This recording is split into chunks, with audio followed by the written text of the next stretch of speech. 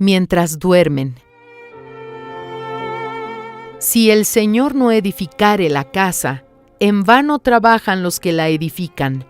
Si el Señor no guardare la ciudad, en vano vela la guardia.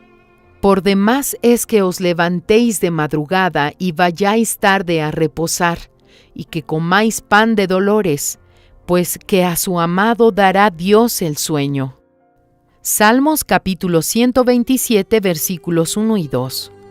En esta época del año, muchos hacen planes para el próximo año. Sin embargo, comienza un nuevo año, se va a otro, y los problemas continúan o aumentan. Nada de lo que usted haga le traerá algún cambio duradero o la realización de sus sueños si Dios no está delante.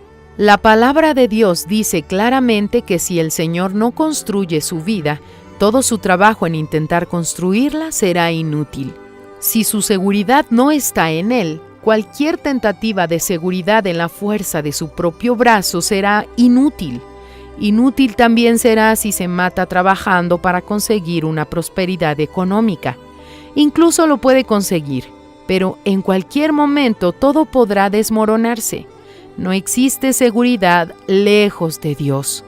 A sus amados, Él les da el sustento mientras duermen.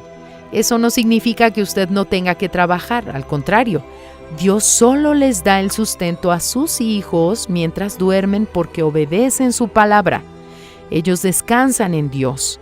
Aunque físicamente trabajen tanto como los demás, tienen energía de sobra, pues descansan en la confianza del Altísimo. Por confiar y depender en Él, el propio Dios suple sus necesidades. Si usted decidió vivir en la dependencia de Dios, entonces viva en la dependencia de Dios. Colóquelo en primer lugar en su vida, todos los días, en todas las situaciones.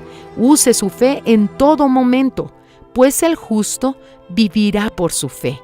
Coloque a Dios en primer lugar en su vida todos los días.